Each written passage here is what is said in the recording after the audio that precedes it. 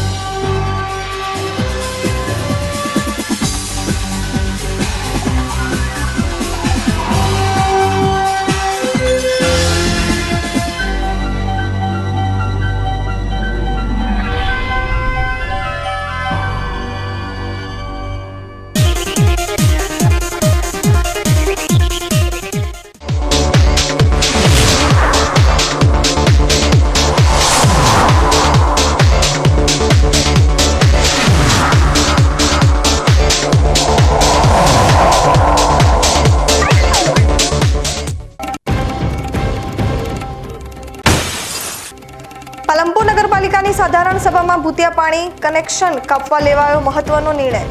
તો ડીસા નગરપાલિકા સાઈબાબા મંદિર નજીક તિરંગાના રંગમાં ફેરફાર છતાં પણ બદલવામાં ન આવતા તિરંગાની ગરિમા જોખમમાં।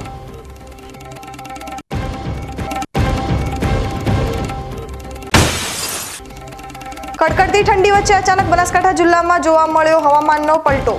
બદલાયેલા હવામાનથી ધરતીપુત્રો ચિંતામાં।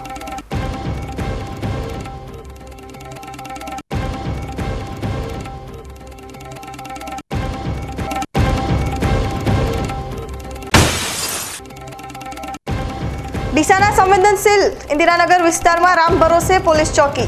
નવી ચોકી બનાવી હોવા છતાં ચોકી પર જોવા મળી રહ્યા ખંભાતી તાળા।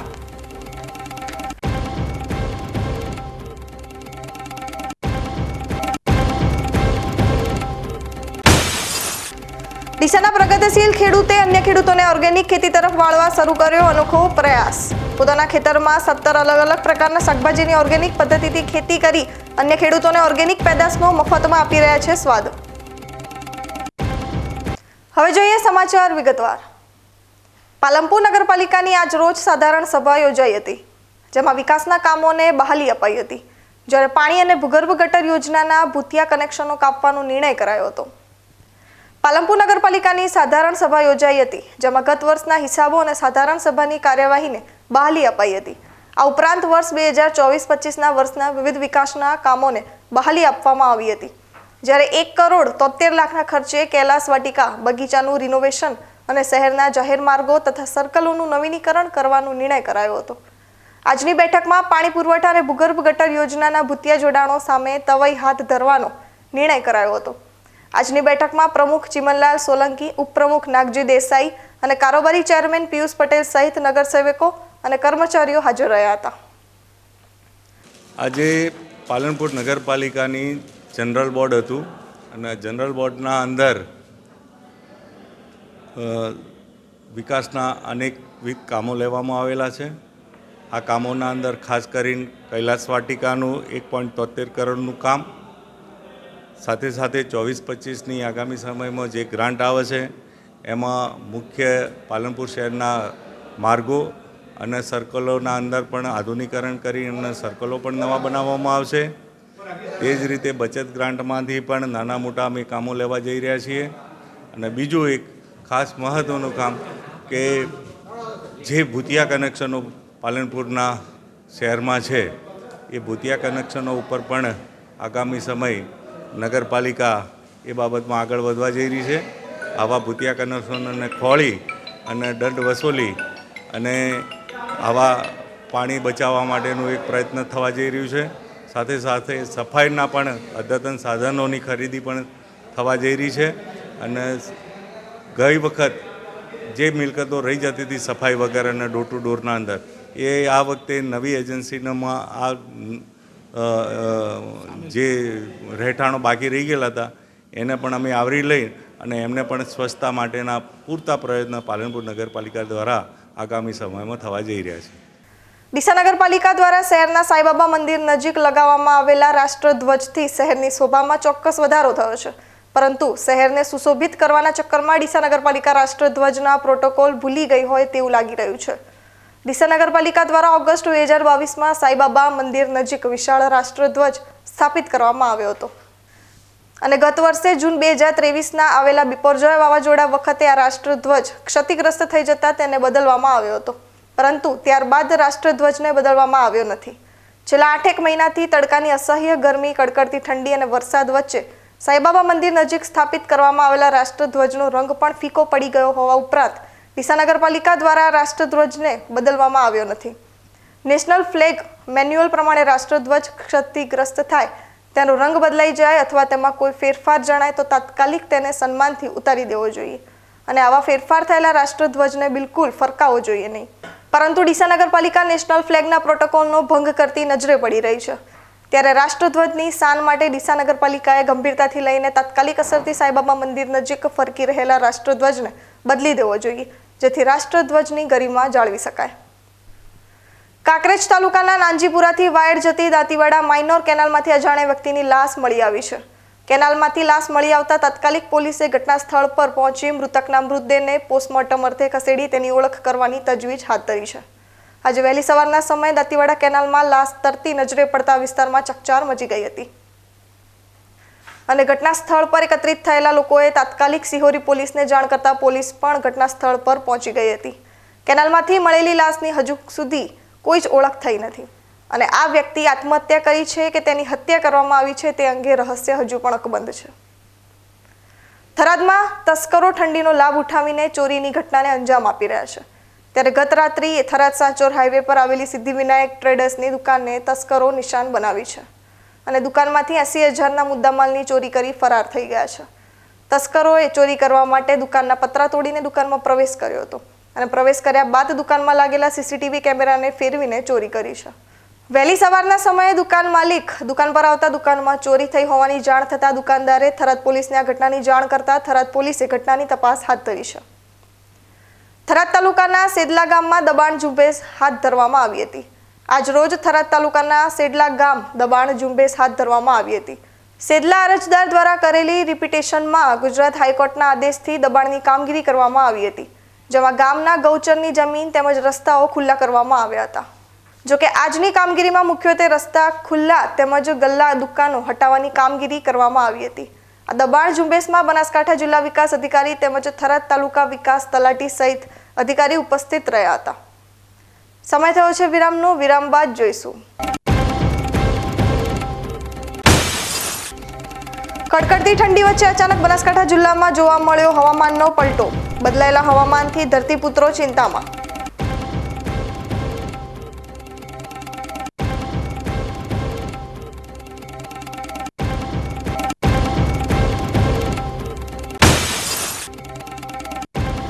ડીસાના સંવેદનશીલ ઇન્દિરાનગર વિસ્તારમાં રામ ભરોસે પોલીસ ચોકી. નવી ચોકી બનાવી હોવા છતાં ચોકી પર જોવા મળી રહ્યા ખંભાતી તાળા.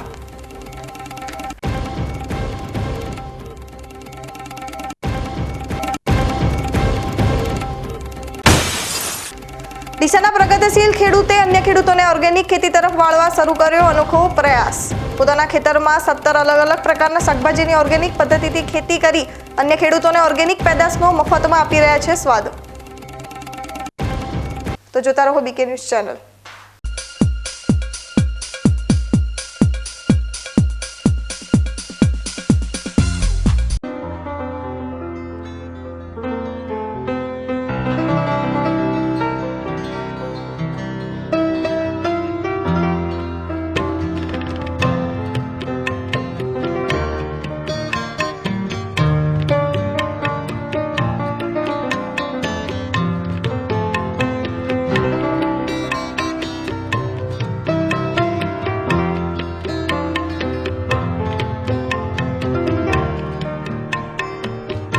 માટે આ તાડપત્રી સારી છે અને સુપ્રીમ કંપનીની અનુભવ મને સારો થયો છે.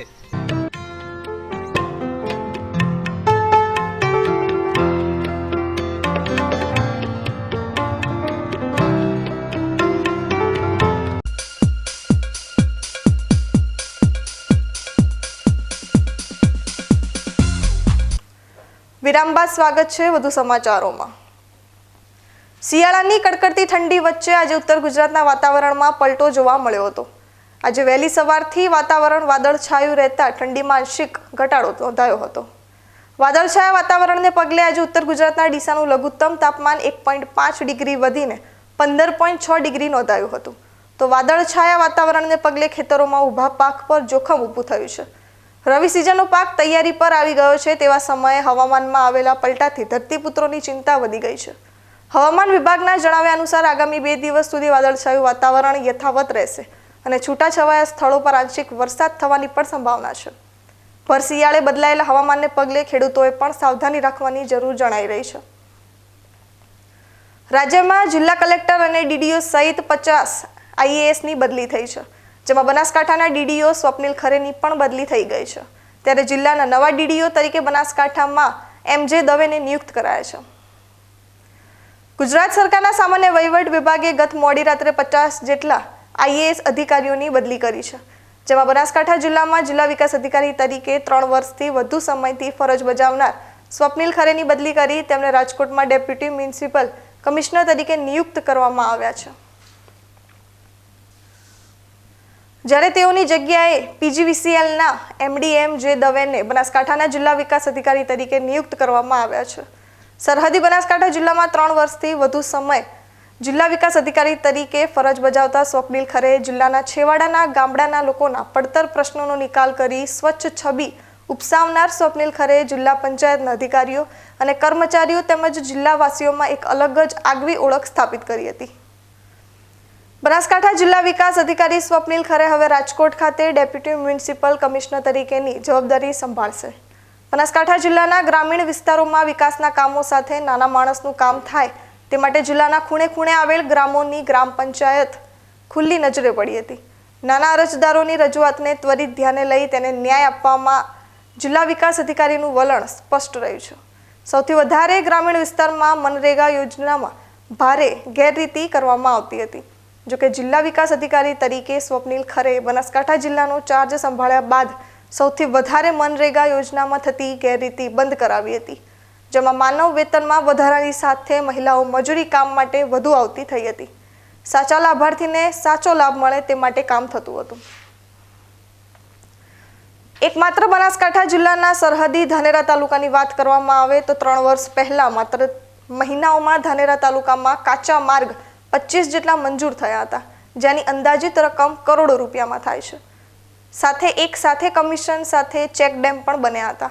જોકે જિલ્લા વિકાસ અધિકારી તરીકે છેલ્લા 3 વર્ષ દરમિયાન સ્વપ્નિલ ખરેના સમયકાળ દરમિયાન ધાનેરા તાલુકામાં માત્ર એક જ કાચા માર્ગને મંજૂરી મળી હતી. વિચારો, જિલ્લા વિકાસ અધિકારી સ્વપ્નિલ ખરે બનાસકાંઠા જિલ્લામાં થતી મનરેગા યોજનાની ગેરરીતિ અટકાવી હશે. સરકારના કરોડો રૂપિયા લાંચિયા બાબુ સુધી જતા અટકાવ્યા છે. જિલ્લા વિકાસ અધિકારી સ્વપ્નિલ ખરેની બદલીના સમાચાર સાંભળતા લાંચિયા બાબુ ખુશ થયા છે. જોકે જિલ્લામાં એક ઈમાનદાર અધિકારીની ખોટ હંમેશા રહેશે. બનાસકાંઠા અને પાટણ જિલ્લાને સદારપુર નજીક જોડતો મુખ્ય રોડ છેલ્લા ઘણા સમયથી બિસ્માર હાલતમાં હતો. વારંવાર સ્થાનિકો દ્વારા કરવામાં આવેલી રજૂઆતને પગલે આજે આ માર્ગનું નવીનીકરણ કરવા માટે ખાતમુહૂર્ત કરવામાં આવ્યું હતું. આ માર્ગ પર વાહનોની અવરજવર ખૂબ જ મોટા પ્રમાણમાં હોય છે અને ખખડધજ માર્ગને પગલે સ્થાનિકો પરેશાન જોવા મળતા હતા. ત્યારે આજે આ માર્ગનું ખાતમુહૂર્ત કરવામાં આવતા સ્થાનિકોમાં ખુશીની લાગણી ફેલાઈ ગઈ છે. સરકાર લોકોની સુખાકારી અને સુરક્ષાને લઈ કટિબદ્ધ છે, પરંતુ સરકાર દ્વારા લોકો માટે ઊભી કરવામાં આવતી સુવિધા લોકો માટે કેટલીક બેદરકારીના લીધે ઉપયોગી પુરવાર નથી થઈ રહી. આવી જ બેદરકારી ડીસામાં જોવા મળી રહી છે. ડીસા શહેરના ઇન્દિરાનગર વિસ્તારમાં ડીસા શહેર ઉત્તર પોલીસ મથકની ઇન્દિરાનગર ચોકી પર પણ આવું જ કંઈક જોવા મળી રહ્યું છે. ડીસા શહેરમાં આવેલો ઇન્દિરાનગર વિસ્તાર શહેરનો પછાત વિસ્તાર છે અને અહીં મોટા પ્રમાણમાં અસામાજિક પ્રવૃત્તિઓ બનતી હોય છે. તેવામાં આ વિસ્તારમાં પોલીસ ચોકીની ખરેખર જરૂરિયાત હતી અને સરકાર દ્વારા અહીં પોલીસ ચોકી પણ બનાવવામાં આવી હતી. પરંતુ લાખોના ખર્ચે તૈયાર થયેલી ઇન્દિરાનગર ચોકી પર અત્યારે તાળા જોવા મળી રહ્યા છે, જેને લીધે સ્થાનિકોને આ ચોકીનો કોઈ જ ફાયદો જોવા નથી મળી રહ્યો. ઇન્દિરાનગર ચોકી પર લાગેલું આ તાળું ડીસા શહેર ઉત્તર પોલીસ મથકની ઘોર લાપરવાહીને છતી કરી રહી છે. આ વિસ્તાર શહેરનો સંવેદનશીલ વિસ્તાર હોવા છતાં આ વિસ્તારમાં સરકાર દ્વારા તૈયાર કરવામાં આવેલી ચોકી બિનવારસી હાલતમાં જોવા મળી રહી છે. ત્યારે અહીં ચોકી મૂકવાનો શું મતલબ કહેવાય? ઇન્દિરાનગર ચોકી બંધ હાલતમાં હોવાથી સ્થાનિક રહીશો પોલીસ સામે રોષ વ્યક્ત કરી રહ્યા છે. સમય થયો છે ફરી વિરામનું. વિરામ બાદ જોઈશું. ડીસાના પ્રગતિશીલ ખેડૂતે અન્ય ખેડૂતોને ઓર્ગેનિક ખેતી તરફ વાળવા શરૂ કર્યો અનોખો પ્રયાસ. પોતાના ખેતરમાં 17 અલગ અલગ પ્રકારના શાકભાજીની ઓર્ગેનિક પદ્ધતિથી ખેતી કરી અન્ય ખેડૂતોને ઓર્ગેનિક પેદાશનો મફતમાં આપી રહ્યા છે સ્વાદ. તો જોતા રહો બીકે ન્યૂઝ ચેનલ.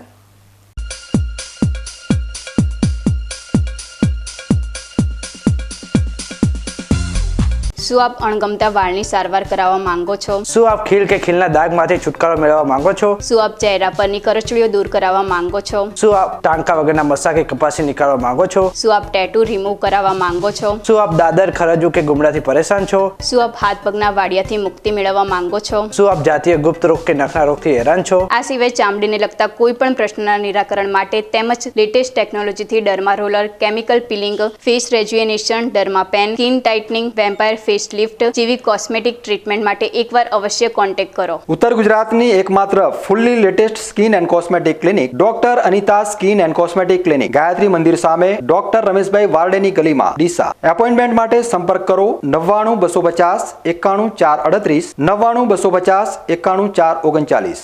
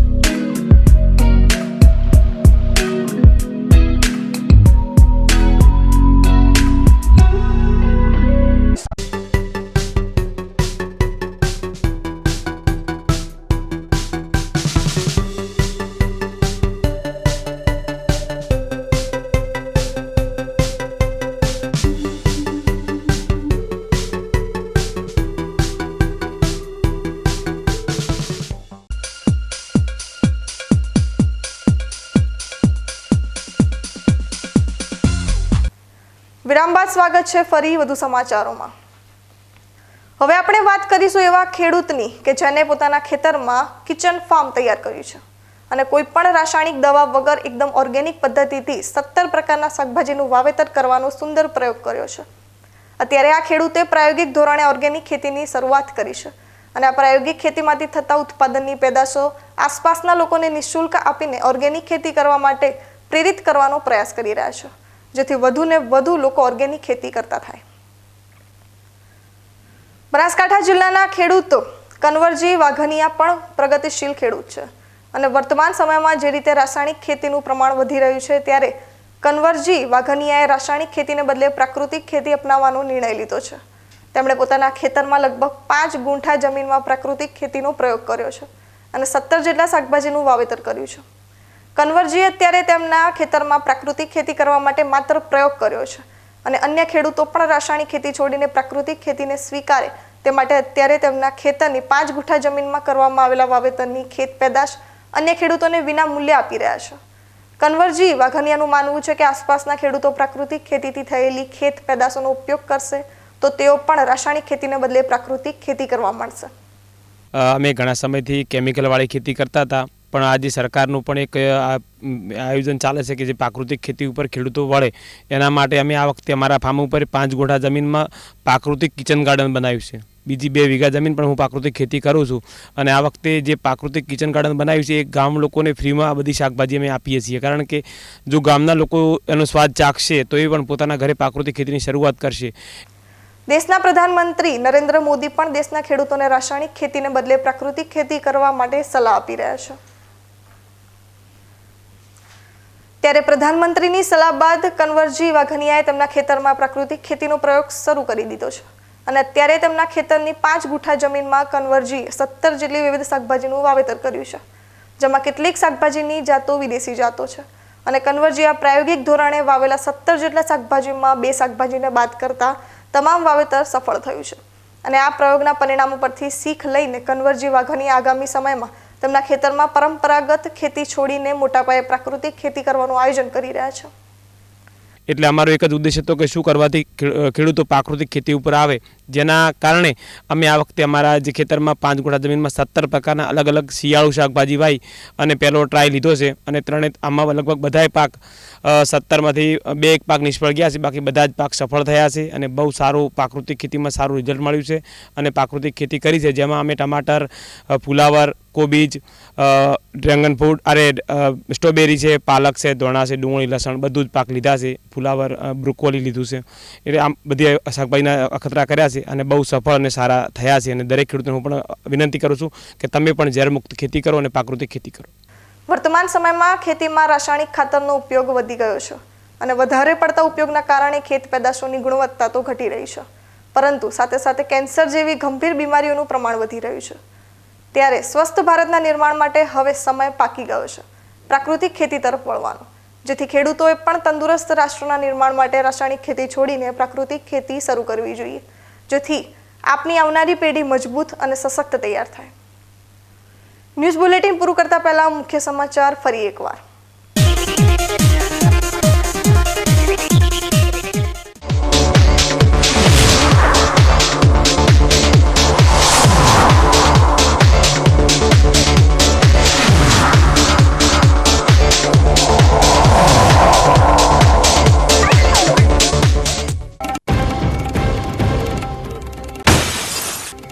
પાલનપુર નગરપાલિકાની સાધારણ સભામાં ભૂતિયા પાણી કનેક્શન કાપવા લેવાયો મહત્વનો નિર્ણય. તો ડીસા નગરપાલિકા સાઈબાબા મંદિર નજીક તિરંગાના રંગમાં ફેરફાર છતાં પણ બદલવામાં ન આવતા તિરંગાની ગરિમા જોખમમાં.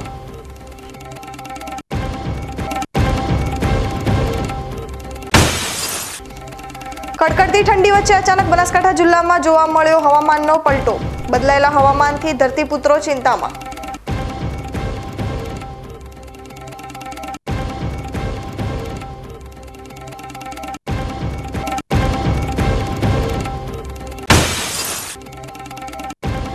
ડીસાના સંવેદનશીલ ઇન્દિરાનગર વિસ્તારમાં રામ ભરોસે પોલીસ ચોકી. નવી ચોકી બનાવી હોવા છતાં ચોકી પર જોવા મળી રહ્યા ખંભાતી તાળા.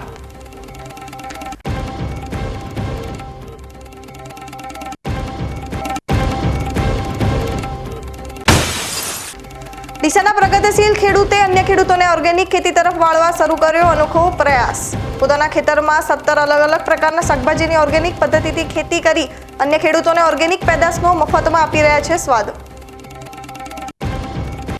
તો આ હતા આજના સમાચાર. વધુ સમાચારો સાથે ફરી મળીશું. નમસ્કાર.